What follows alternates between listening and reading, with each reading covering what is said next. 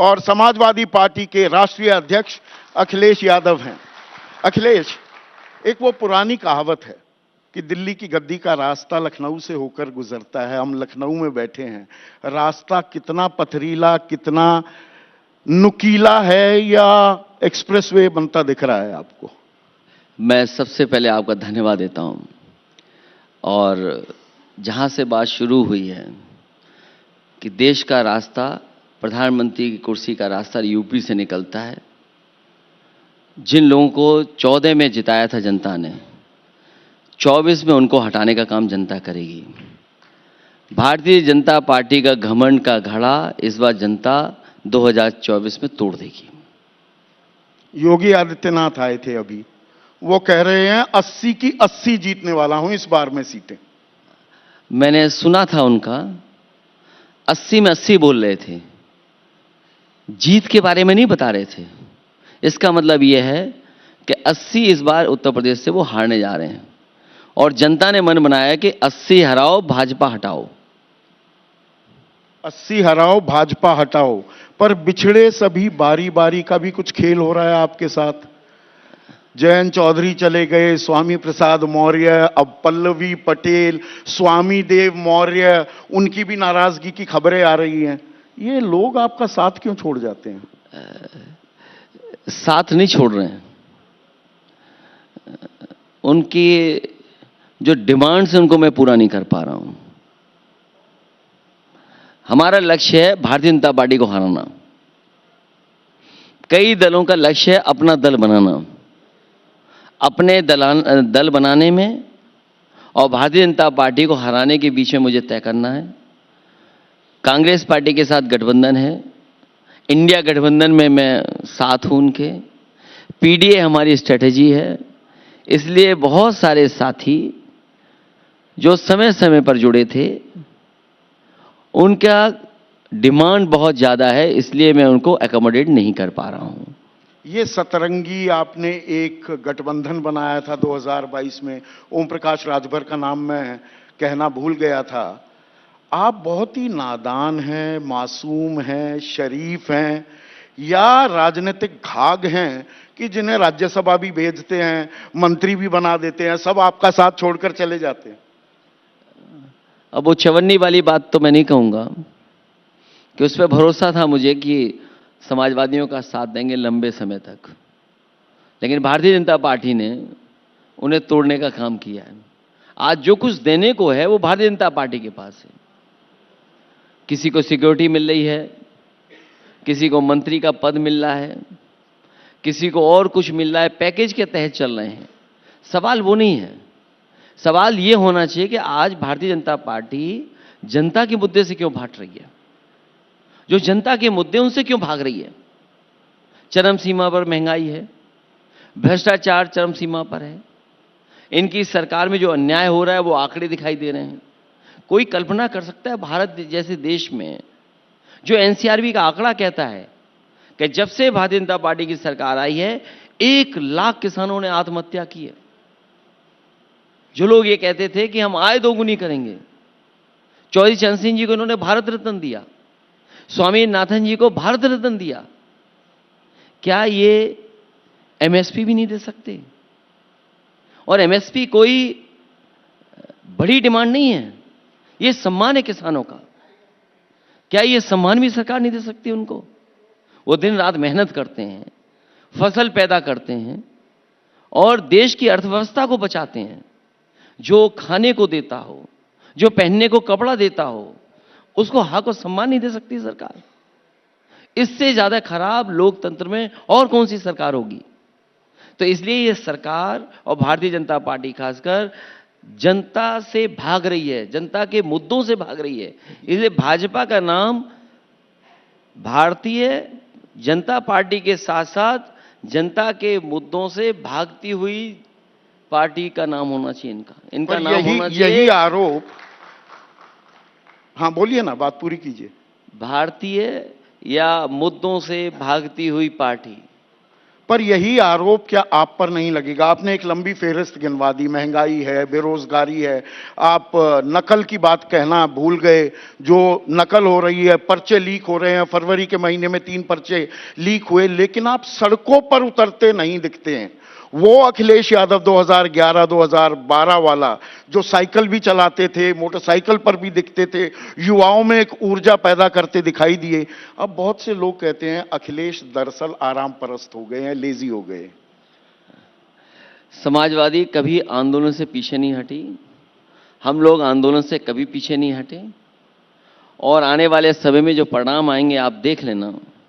जो फार्मूला बताया था मैंने, भारतीय जनता पार्टी की घबराहट है कि आखिरकार नौजवान क्या फैसला लेने जा रहा है, और मैंने फार्मूला कई बार बोला और मैं फिर बोलता हूं। इनकी सरकार में 60 लाख बच्चे ऐसे हैं जिनके पेपर लीक हुए हैं, अलग अलग परीक्षाओं के जो पेपर लीक हुए, अगर हम टोटल उनका हिसाब किताब लगाएं तो 60 लाख बच्चे हैं। उनके माँ बाप को जोड़ दें, 3 सदस्य हो गए, 3 का हम अगर गुणा कर दें तो 60 लाख इंटू 3 1 करोड़ 80 लाख, और 1 करोड़ 80 लाख अगर हम भाग दे दें 80 लोकसभा से तो 2,25,000 वोट हर लोकसभा से कम हो रहा है, जिसका जवाब भारतीय जनता पार्टी के पास नहीं है।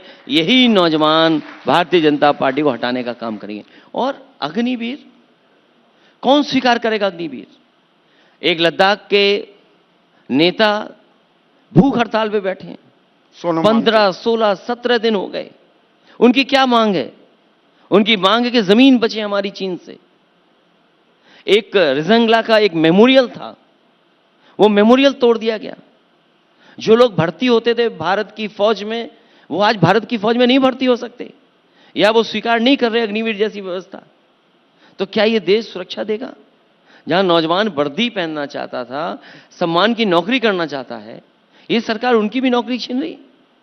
तो 1 करोड़ 80 लाख, और ये अग्निवीर से सरकार कैसे बचेगी? इसीलिए हर मुद्दे से भारतीय जनता पार्टी भागती नजर आ रही है। ये जनता के मुद्दों का सामना नहीं कर सकती। सड़क पे गड्ढे हैं, सड़कों पे गड्ढों के लिए बजट, कोई कल्पना कर सकता है कि 7 साल में 40,000 करोड़ रुपया खर्च हो गया हो गड्ढा मुक्ति में, और आज भी सड़कों पे गड्ढे हैं। और एक योगी आदित्यनाथ ने तो यहां पर, मैं बीच में आपको टोक रहा हूं, ताल ठोक कर गए हैं कि हमारा रेवेन्यू सरप्लस बजट हो गया है। देखिए, ये रेवेन्यू सरप्लस शब्द अच्छा है, लेकिन मुख्यमंत्री जी उसके बैकग्राउंड में नहीं जानते हैं, क्योंकि अधिकारियों ने बोल दिया, आपने हमने सुन लिया। लोगों को लगता होगा रेवेन्यू सरप्लस कोई बड़ी चीज है। अगर रेवेन्यू सरप्लस है बड़ी चीज, तो ये बगल में कैंसर इंस्टीट्यूट बना हुआ, इसमें इलाज क्यों गरीब का नहीं हो पा रहा? ये जो कैंसर इंस्टीट्यूट बगल में 100 मीटर की दूरी है, और उससे भी करीब अटल बिहारी वाजपेयी जी के नाम पर यूनिवर्सिटी है, जो पिछले 5 साल से नहीं बन पाई। अगर रेवेन्यू सरप्लस है तो गरीब अस्पताल से वापस क्यों आ रहा? गरीब को दवाई क्यों नहीं मिल रही, इलाज क्यों नहीं मिल रहा, स्ट्रेचर क्यों नहीं मिल रहा, व्हील चेयर क्यों नहीं मिल रही? योगी आदित्यनाथ तो कहते हैं कि सारी कंपनियां कतारें लगाकर खड़ी हुई हैं निवेश करने के लिए उत्तर प्रदेश में। पहले कभी ये सूरत हाल था ही नहीं। जिस जगह पर हम लोग बैठे हैं, ये जो प्लान टाउनशिप हमें दिखाई दे रही है, एक मॉडर्न अर्बन प्लानिंग की एक टाउनशिप दिखाई दे रही है, ये किसी ने बनाई है तो नेताजी और समाजवादियों ने बना करके दी है। उसकी वजह से आपको एक ये इन्वेस्टमेंट की जगह मिल रही है। अगर ये सेंट्रम होटल जो बना है, नेताजी ने उस समय अगर प्लान न किया होता तो क्या ये सेंट्रम होटल बन गया होता यहां पर? या हाउसिंग के जो प्लॉट्स कटे हुए यहां पर आसपास देखिए आप, कितने बड़े पैमाने पर लोग रहने लगे हैं।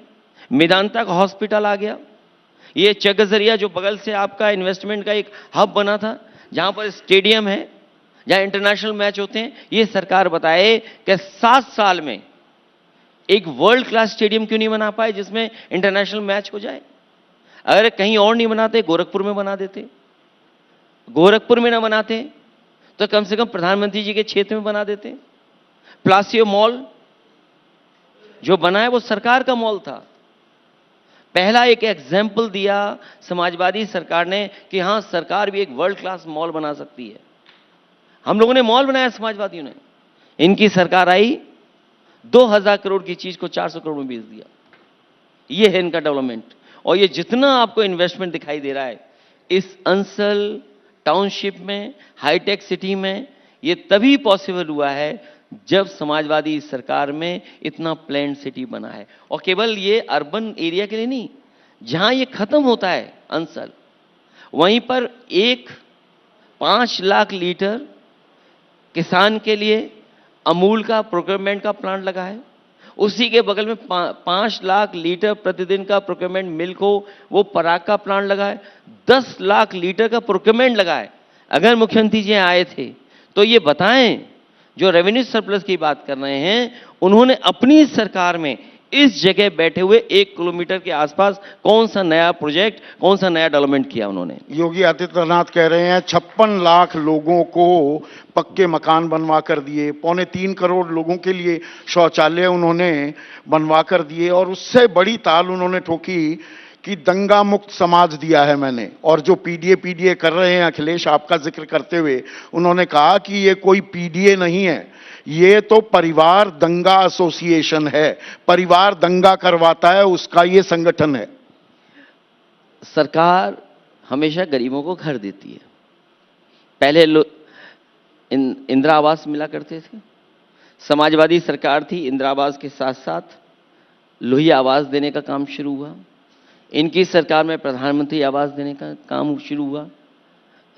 हमें और आपको केवल वो गांव ढूंढना चाहिए जो इनके सांसदों ने गोद लिया था, और भूल जाइए सांसदों का, जो सबसे प्रधान सांसद हैं, उन्होंने जो गांव गोद लिया था, उस गांव की स्थिति क्या है? क्या वहां शौचालय में पानी आ रहा है? क्या गरीबों के पर्याप्त घर बन गए? क्या बिजली का बिल उनका फ्री है? क्या जो जन सुविधाएं होती हैं वो मिल रही हैं? अगर जो देश के सबसे प्रधान सांसद हैं, उनका गांव, गोद लिया गांव अगर नहीं सुधरा है, तो उत्तर प्रदेश का गांव कोई सुधरा नहीं होगा। इनकी सरकार में, दिल्ली और लखनऊ की डबल इंजन की सरकार ने गांव के लिए वो विकास नहीं किया जो विकास का ये दावा ठोकते हैं। ये बात आप लोगों को क्यों नहीं समझा पा रहे? ये आपकी नाकामी है। और देखिए, मैं सीधी बात करने वाला आदमी हूं, मेरे कार्यक्रम का नाम भी सीधा सवाल है।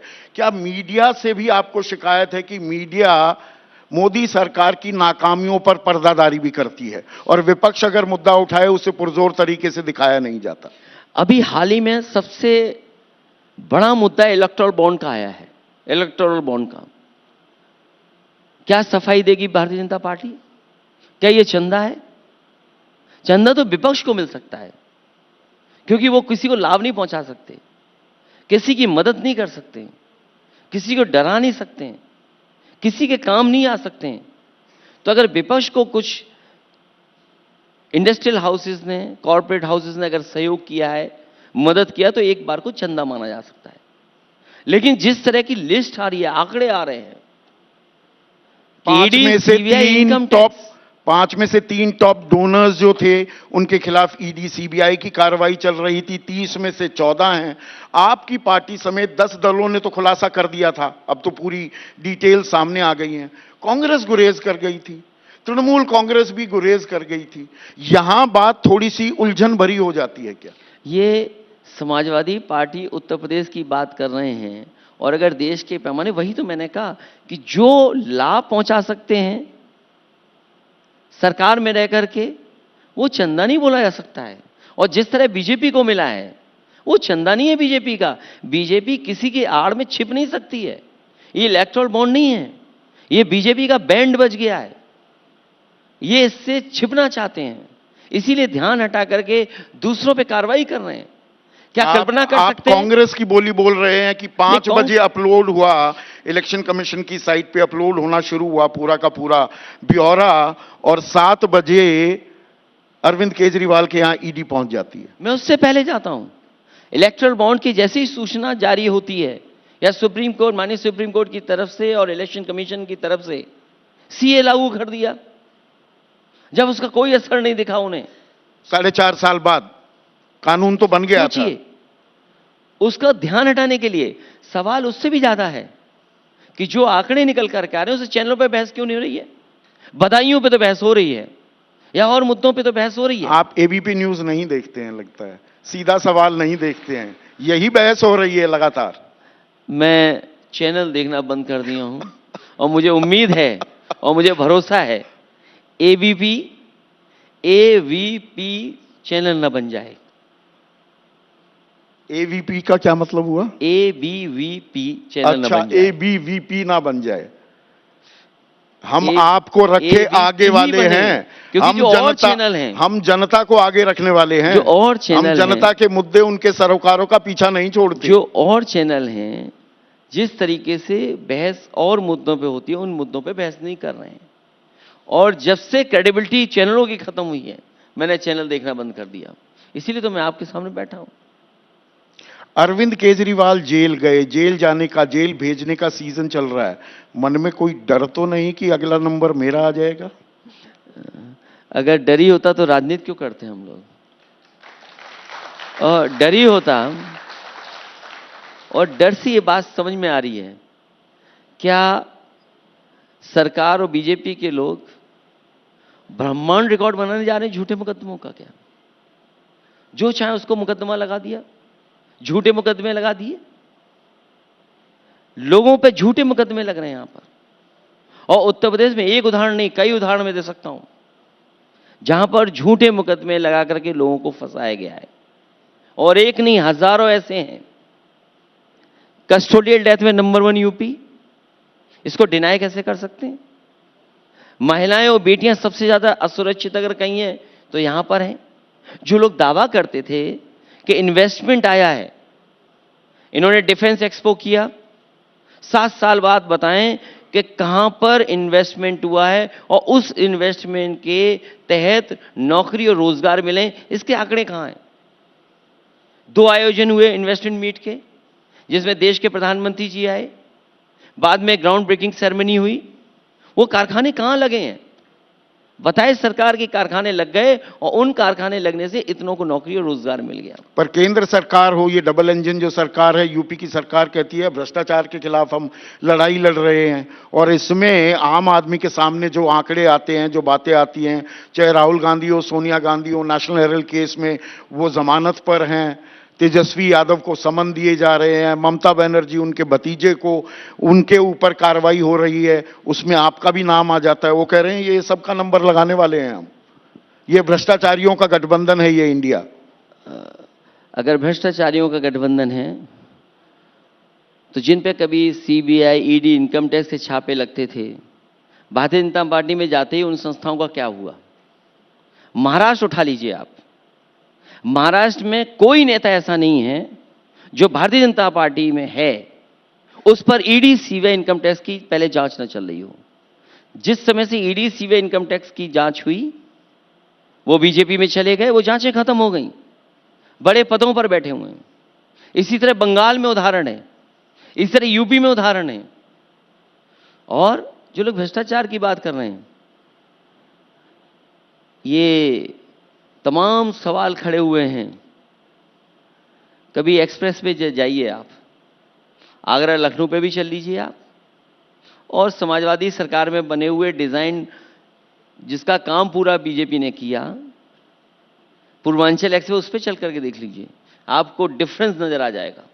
और बुंदेलखंड एक्सप्रेस वे जिसका उद्घाटन प्रधानमंत्री जी ने किया, आज भी काम चल रहा है उस पर। अगर भ्रष्टाचार शामिल नहीं था, अगर क्वालिटी से कंप्रोमाइज नहीं किया था सरकार ने, तो आज भी काम क्यों चल रहा है वहां पर? तो केवल भ्रष्टाचार लेन देन है क्या? मुनाफा ज्यादा कमाने दे रहे हैं लोगों को, वो भ्रष्टाचार नहीं है? लोगों को पद दे करके खुश करें, क्या वो भ्रष्टाचार नहीं है?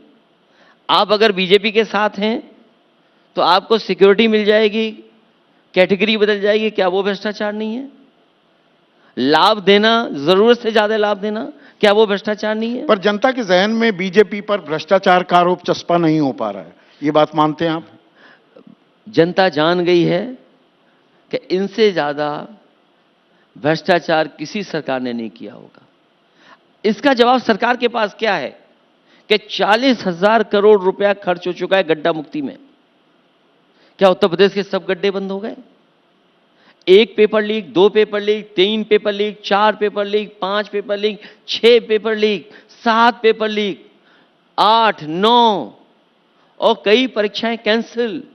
फरवरी महीने में भ्रष्टाचार नहीं है? 3 पर्चे इनके लीक हुए। बीजेपी के कार्यकर्ता, नेता पकड़े गए जो नौकरी के नाम पर पैसा लेते थे। क्या एसटीएफ ने नहीं पकड़ा उनको? और फिर सब जांचें एसटीएफ को ही क्यों? जिस प्रदेश में पेपर लीक हुआ, क्या वहां बीजेपी की सरकार नहीं थी? बैठ करके हजारों लोगों को पेपर नहीं दिया गया? और पेपर देते समय क्या वसूला नहीं गया? क्या यह भ्रष्टाचार नहीं है? 60 लाख बच्चों का आपने भविष्य अंधकार में डाल दिया, यह बीजेपी के लिए भ्रष्टाचार नहीं है? क्या ये नौकरी के बारे में बात कर रहे हैं? क्या कोई कल्पना कर सकता है कि एक नौजवान ब्रजेश पाल ये कहता है और लिख करके जाता है पत्र में कि इन डिग्रियों का क्या होगा? जला रहा अपने हूं मैं। मां बाप को लिख करके जाता है कि मैं जला करके जा रहा हूं, इन डिग्रियों से क्या फायदा कि मुझे नौकरी नहीं मिल रही। इसी तरह फिरोजाबाद की एक बेटी, जब पेपर कैंसिल हो गया तो उसने आत्मदाह कर लिया, जान दे दी उसने। यह भ्रष्टाचार नहीं है? आरक्षण को लेकर के 69,000 बच्चे यहां बैठे रहे, धरना देते रहे, इतने सालों से सरकार उनका भ्रष्टाचार कर करके आरक्षण खा रही है। मुख्यमंत्री जी सदन में कहते हैं कि जब समाजवादी की सरकार थी 46 में 56 एसडीएम बन जाते थे। मैंने पूछा वो 46 में 56 वाली सूची कहां है? आज तक मुख्यमंत्री जी जारी नहीं कर पाए। क्या ये भ्रष्टाचार नहीं है? बेईमानी नहीं है? पर वो आरोप आज भी आप पर मढ़ा जाता है। नैरेटिव बिल्डिंग में आप कमजोर पड़ते हैं क्या बीजेपी के मुकाबले? बीजेपी पे खजाना है, खजाना लुटा रहे हैं वो, नैरेटिव कैसे क्रिएट होगा? आप खजाना भर भर कर करके पैकेज दे देंगे। खजाने की बात आई, हम चवन्नी की बात से थोड़ा सा विषयांतर हो गए थे बीच में। जयंत चौधरी से मैंने इंटरव्यू किया और मैंने कहा 7 सीटें जहां मिल रही थी आपको, मैंने कहा आप तो चवन्नी है, पलटने नहीं वाले थे, बीजेपी ने पलट दिया, उछाल दिया आपकी चवन्नी को। तो मैंने कहा 7 सीटें दे रहे थे अखिलेश, 2 पर क्यों मान गए? वो कहे 7 सूत कुछ नहीं मिल रही थी, 6 मिल रही थी और 6 में भी उम्मीदवार अपने खड़े करना चाह रहे थे। ये बात गलत है और मैंने कई बार इस बात में कहा कि जो उन्होंने प्रत्याशी कहा, क्योंकि जिस पार्टी से भी हमारा अलायंस हुआ, ये बात मैंने उनके सामने रखी और दलों से भी कि आपके पास समीकरण क्या है और आपका प्रत्याशी कौन है। उसमें बातचीत में जो जो उन्होंने कहा वो मैंने स्वीकार किया। केवल एक सवाल मुजफ्फरनगर का था। मैंने उनसे कहा कि अगर मुजफ्फरनगर में आप अपने किसी परिवार को लड़ाना चाहते हैं तो हम उस पर भी विचार कर लेंगे। पर आपकी पसंद हरेंद्र मलिक थे। और उन्होंने, जब मेरी पसंद हरेंद्र मलिक थे तो उन्होंने कहा मैं बात करना चाहता हूं उनसे। वो खुद हरेंद्र मलिक उनसे मिल करके आए और अपनी बातचीत की और उसके बाद पता लगा कि गिनती में 7 छोटा है, 2 बड़ा है। दुख हुआ जयंत ऐसे छोड़कर चले गए, राज्यसभा भी दी आपने। सवाल ये नहीं है, इससे बड़ा सवाल ये कि एक लोकसभा नहीं हमने धोखा खाया, 2 लोकसभा खोई हमने। जिस समय उनके विधायक आए थे और राज्यसभा मांग की थी उन्होंने, उस समय उनसे मैंने कहा था कि हमारा साथ देना। उन सभी विधायकों ने कहा था कि हम आपका साथ देंगे, लेकिन वो साथ नहीं दे पाए। चंद्रशेखर को भी आपने नगीना से उम्मीदवार नहीं बनाया? क्योंकि अब हमारा जो अनुभव रहा है, जिन जिन साथियों को साथ लिया है समाजवादियों ने, उन्होंने समाजवादी पार्टी से तो लाभ लिया है, लेकिन समाजवादी पार्टी को कुछ खास देकर के नहीं गए। इसलिए बहुत सावधान है हर चीज से, हर स्वामी फैसले प्रसाद मौर्य को महासचिव बनाया, आखिरकार बाहर का रास्ता दिखाना पड़ा। नहीं, मैंने रास्ता नहीं दिखाया। कुछ लोग अपने आप चले जाते हैं, हम रोकते नहीं उन्हें। पल्लवी पटेल भी अब बाहर चली गई। नहीं, अगर आप कोई जीतने वाला प्रत्याशी है उस पर विचार किया जा सकता है। एक सीट पर आप 3 सीटें मांग रहे हैं और कुछ भी मांग रहे हैं, ये डिमांड मैं नहीं पूरी कर सकता हूं। क्या मैं राज्यसभा की डिमांड पूरी कर सकता हूं? क्या मैं एमएलसी की डिमांड पूरी कर सकता हूं? या खेल कुछ और है जिस पर ज्यादा चर्चा नहीं हुई है कि ये सब लोग एक और पीडीए बनाने चले थे कांग्रेस के साथ मिलकर और अखिलेश को अकेला छोड़ने वाले थे, और आपने खेल दिया चरखा दांव। मैंने तो सुना आप हॉकी के खिलाड़ी थे, ये कुश्ती के गुर नेताजी से सीख लिए? मैंने कोई दाव नहीं रखा, मैं केवल सीधा चल रहा हूं। प्रदेश और देश के लोग चाहते थे कि समाजवादी और कांग्रेस का अलायंस हो जाए। जिस समय शुरुआती दौर में बात हुई थी नीतीश कुमार जी से, उस समय भी यही बात थी कि समाजवादी पार्टी क्योंकि मुख्य विपक्ष की भूमिका में है तो उसके नेतृत्व में इंडिया गठबंधन बनी और वही रास्ता मैंने अपनाया, उसी रास्ते पे मैं चल रहा हूं। नीतीश कुमार का आपने जिक्र किया। नीतीश कुमार का जाना इंडिया के लिए एक बड़ी क्षति, ये नाक की खामखा की लड़ाई कि जी ममता बनर्जी इनके नाम पर तैयार नहीं है। सोनिया गांधी ने जब सहमति जता दी थी नीतीश कुमार के नाम पर, राहुल गांधी का ये कहना क्या राजनीतिक भूल थी विपक्षी महागठबंधन की ओर से? बातें बहुत सारी हो सकती हैं, लेकिन समाजवादी लोग तो उन्हें प्रधानमंत्री देखना चाहते थे, नीतीश कुमार को। अब लेकिन वो एज ए सीएम ही रिटायर हो जाएंगे। सोचो बीजेपी की कितनी बड़ी चाल, जिसे प्रधानमंत्री बनना था उसे सीएम होकर के रिटायर कर देंगे। तो इसमें कांग्रेस की एक कमजोरी रही? ये कमजोरी किसी की नहीं है, परिस्थितियों के हिसाब से जो फैसले हुए उसमें जो कंफ्यूजन हुआ या जो भी निर्णय लिए गए वही मुझे दिखता है।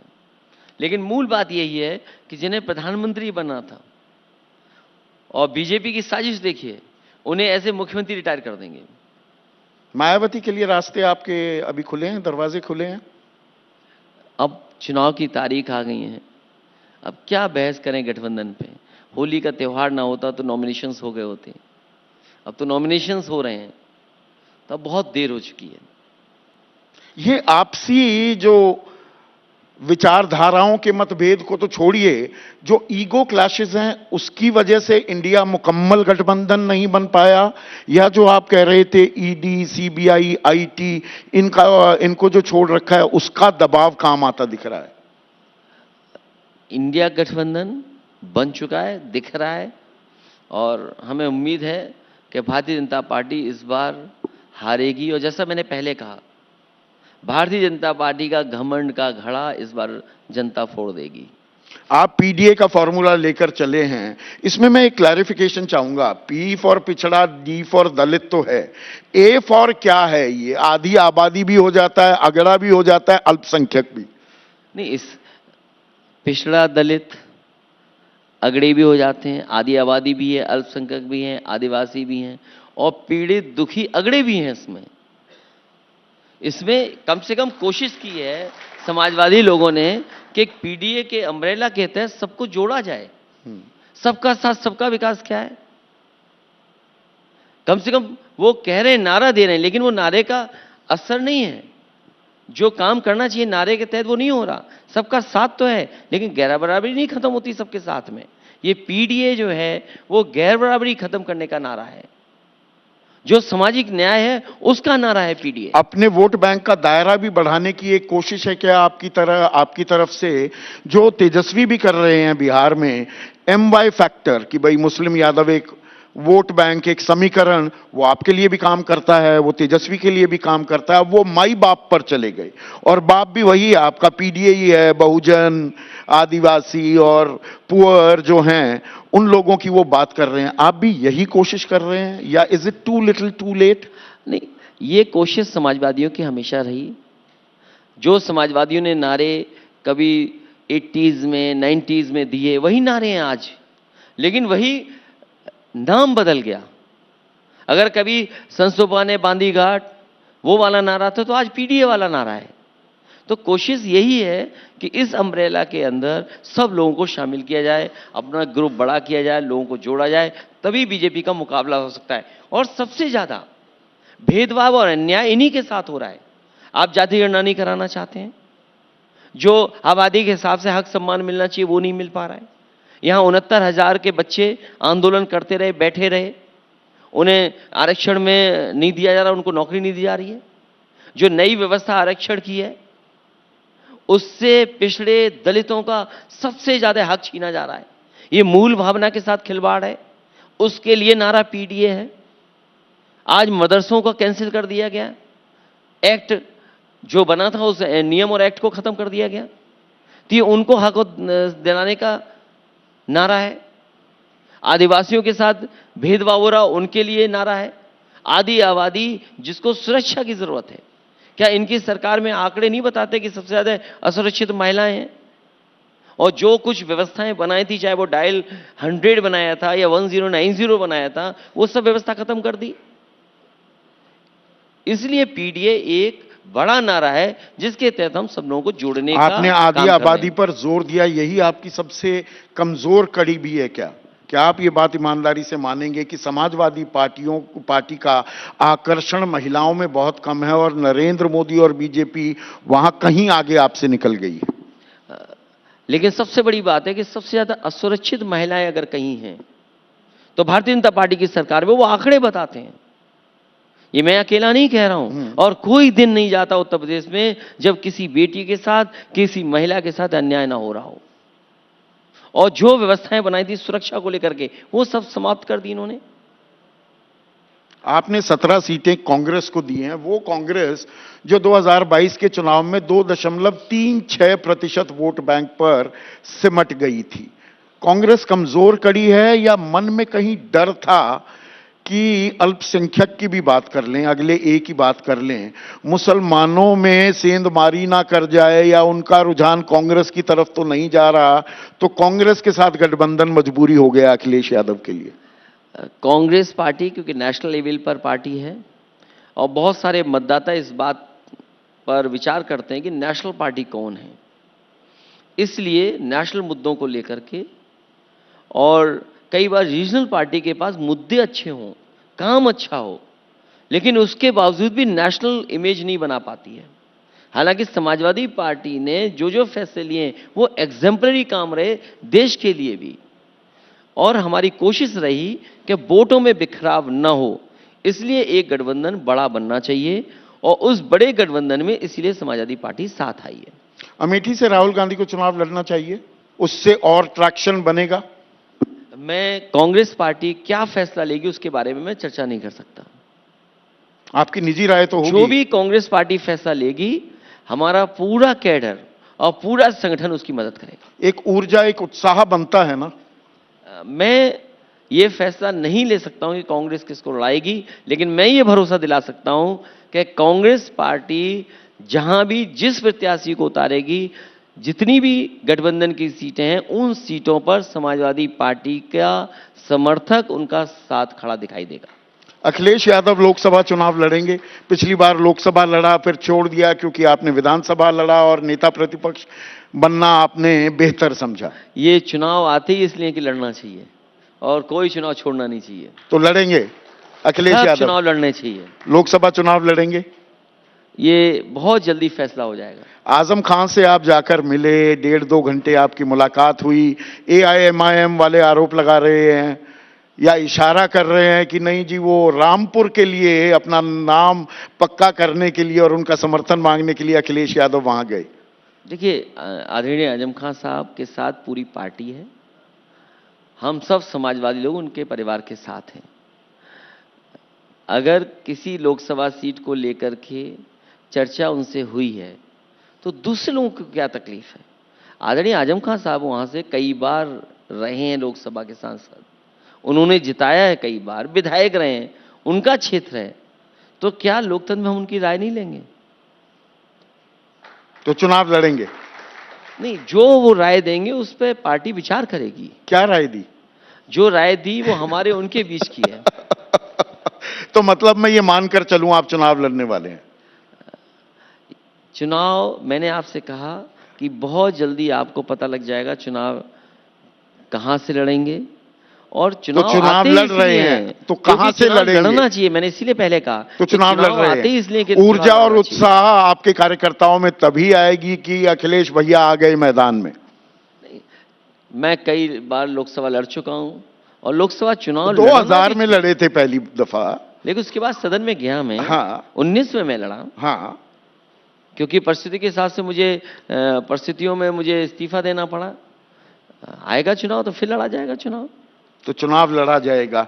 एक और जो आरोप बीजेपी लगातार आप पर लगाती वो परिवारवाद का, और उस आरोप में उसके तो जवाब आप इतनी बार दे चुके हैं, पर मैं अपना सवाल अब इसमें जोड़ दूं कि इस बार आपने एक जातिगत समीकरण PDA वाला खेल अपने उम्मीदवारों के चयन में तो किया है, लेकिन जहां तक यादव उम्मीदवार हैं, सारे यादव उम्मीदवार मुलायम सिंह परिवार के ही क्यों? ये अननेसेसरी बहस इसलिए बीजेपी करती क्योंकि बीजेपी मुकाबला नहीं कर सकती। मैंने देखा, मैं कई चैनल देख रहा हूं, हो सकता है मैंने आपका ना देखा हो, लेकिन वो चैनल जिसको अब इस बात एक पर तो नाम मैं से बुलाया शिकायत दर्ज जाता है। कराऊंगा अगर आप नहीं देख रहे हैं तो। मैं अब देखना शुरू करूंगा, लेकिन शर्त यही है कि ये AVVP चैनल न बन जाए। हो ही नहीं सकता। ये यहां पर मैं खुला ऐलान कर रहा हूं, आप अपनी सीट का नाम बताने को तैयार नहीं, मैं खुला ऐलान कर रहा हूं, एबीपी न्यूज रहेगा, आपको रखे आगे रखेगा, ABVP कतई नहीं होगा। सबको आगे रखने वाली बात तो बहुत अच्छी है, हाँ। क्योंकि दूसरे लोग सबको आगे नहीं देख सकते। किसी गाड़ी के पीछे बैठे थे, दूसरे दिन उन्होंने उसको गाड़ी के आगे बैठे वाले को हटा दिया।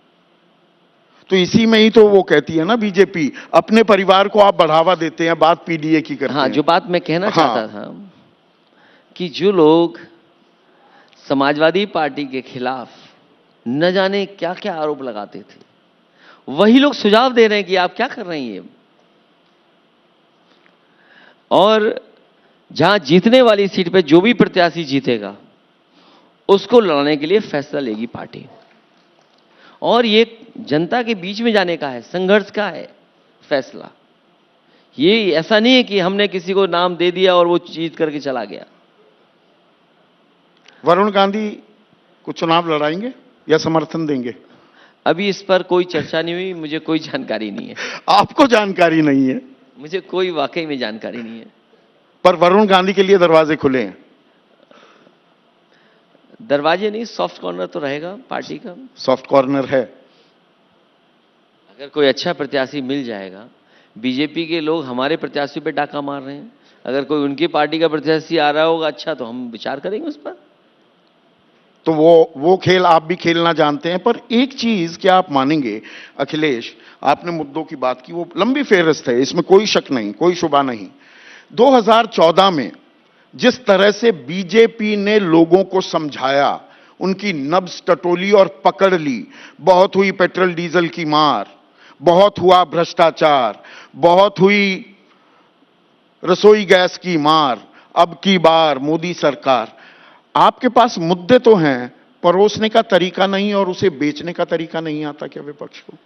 अब की बार बीजेपी हार, और अब की बार 400 हार, ये हमारा नारा है। ये बात ठीक है कि हम लोग ट्रेडिशनल पॉलिटिक्स करते थे, हमारे पास कोई मार्केटिंग स्ट्रेटजी नहीं है, और जो बूथ का आखिरी दिन का मैनेजमेंट है, आखिरी दिन का जो मैनेजमेंट है, रात से लेकर के सुबह तक वाला, यह प्रचार खत्म होने के बाद से लेकर के वोट डालने के समय तक, जिसमें धन बल का भी इस्तेमाल होता है, जो आप क्या इशारा यही कर रहे हैं? मैं नहीं कह सकता हूं सीधा, क्योंकि इलेक्शन कमीशन पता नहीं कहां से क्या देख रहा हो। हाँ। आप कह सकते हैं ये जो लास्ट मोमेंट मैनेजमेंट है, ये कोई बीजेपी की होशियारी नहीं। बीजेपी के पास सरकार है, धन बल है उनके पास, वो मैनेजमेंट है। कांग्रेस आरोप लगाती है कि जी हमारे अकाउंट फ्रीज कर दिए, 115 करोड़ रुपए रोक लिए, हमारी जेब में पैसे नहीं, प्रचार कैसे करें, नेताओं को रेल में नहीं भेज सकते, हवाई जहाज में नहीं भेज सकते, विज्ञापन नहीं दे सकते, इश्तहार नहीं लगा सकते। ये विधवा विलाप जो शब्द होता है, बहुत अच्छा शब्द नहीं है। देखिए, वो हार की खीज है या ये हकीकत है?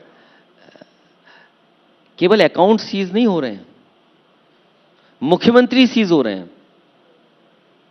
आप सोचिए, ये हार का डर नहीं है बीजेपी का, बीजेपी हार चुकी है। अगर हार का डर होता तो इलेक्शन फेस करते।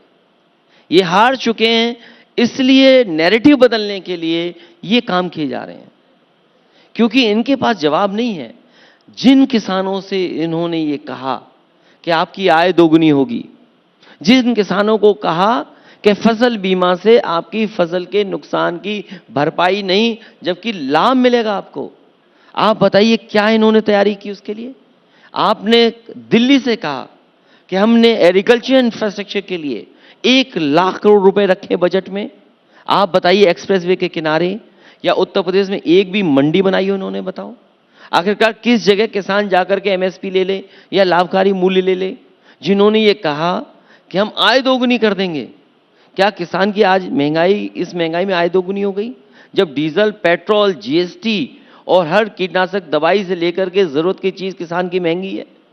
तो इन तमाम सवालों का जवाब ना देना पड़े, इसलिए भारतीय जनता पार्टी इस तरह का काम कर रही है। इलेक्टोरल बॉन्ड्स में इनकी घंटी बज गई, उसका जवाब इनके पास नहीं। जो ये गारंटी की घंटी बजा रहे हैं, ये चलने वाली नहीं है। इस बार देश का किसान, देश का मजदूर, देश का नौजवान इनका घमंड चूर करने जा रहा है वोट डाल करके। 2022 में जब विधानसभा चुनाव हुए थे, किसान आंदोलन अपने चरम पर था और उसकी गूंज सुनाई दे रही थी, लेकिन एक भरोसा होता है, आप मुझसे बेहतर जानते हैं, इतने साल आपने राजनीति की है। जनता गाली देकर भी, गरियाकर भी भरोसा बीजेपी पर ही क्यों जता देती है? वोट कम हुआ बीजेपी का, कम उतना नहीं हुआ जितना होना चाहिए था। वही मेरा सवाल है। विपक्ष का वोट बढ़ा, इसीलिए मैंने आपसे कहा बीजेपी अपने मैनेजमेंट से जीत रही है, मुद्दों से नहीं जीत रही है। अगर मुद्दों से जीत रही होती तो बुनियादी मुद्दे, आम जनता के मुद्दे से भारतीय जनता पार्टी भाग क्यों रही है? नहीं, उसी में अगला सवाल अखिलेश में ये जोड़ दूं, 2019 के लोकसभा चुनाव की बात करें तो 6,000 रुपए की किसान कल्याण सम्मान निधि बीजेपी लेकर आई। लोगों ने हाथों हाथ लिया और राहुल गांधी ये कहते रह गए, जी मेरी एक न्याय योजना भी है, 72,000 रुपए दूंगा, 6,000 रुपए महीने के दूंगा और 6,000 रुपए साल, 500 रुपए महीने वाली योजना को हाथों हाथ ले लिया लोगों ने। देश की जनता भरोसा किया भारतीय जनता पार्टी पर, लेकिन इधर जो परेशानी आई है गरीब के ऊपर, किसान के ऊपर, जो लोग विश्व गुरु बनाने की बात कर रहे हैं, जो लोग कह रहे हैं विकसित भारत बनेगा, उस भारत में 80 करोड़ लोगों को ये अनाज दे रहे हैं, राशन दे रहे हैं, खिला पिला रहे हैं। कोई कल्पना कर सकता है ये अर्थव्यवस्था क्या है जहां पर हमारा किसान दुखी है, लेकिन 1% जनसंख्या के पास 40.1% संपत्ति है। ये सच्चाई है, जो आंकड़े दिख रहे हैं, ये जिम्मेदारी समाजवादियों की या और विपक्ष के लोगों की है कि जनता के बीच में इस बार इन सवालों को लेकर के जाएं और जनता दुखी बैठी है। कॉमन मिनिमम प्रोग्राम क्यों नहीं आ रहा? अब तो चुनाव आ गए, घोषणा हो गई, अधिसूचना जारी हो गई। कॉमन मिनिमम प्रोग्राम तो आएगा ही आएगा। समाजवादी पार्टी का विजन डॉक्यूमेंट भी आएगा, और विजन डॉक्यूमेंट कम से कम ये आएगा कि किसान को हम राहत क्या दें। उदाहरण के लिए भारतीय जनता पार्टी की सरकार ने 15 लाख करोड़ किसान का, वो उद्योगपतियों का कर्ज माफ किया है। क्या किसानों का कर्ज माफ नहीं हो सकता? हमारे विजन डॉक्यूमेंट में होगा कि उत्तर प्रदेश के किसान और देश के किसानों का कर्ज माफ हो, ये शामिल हो हमारे कॉमन मिनिमम प्रोग्राम में। आखिरी सवाल, योगी कह गए 80 में 80, आप कितनी सीट जीतने वाले हैं? 80 हराओ, नौकरी पाओ। 80 हराओ, संकट बचाओ। 80 हराओ, लोकतंत्र बचाओ। कितना हराओ 80 में से? आप कितने जीतेंगे? एक के अलावा सब हार जाएंगे। एक के अलावा सब हार जाएंगे? एक कौन बच गए? अब कोई हो सकता है, एक हो कोई। अच्छा, प्रधानमंत्री बचेंगे सिर्फ? ये मैं नहीं तय करता हूं, एक के अलावा सब हारने वाले हैं। एक के अलावा सब हारने वाले हैं। 4 जून को देखते हैं, दूध का दूध पानी का पानी हो जाएगा।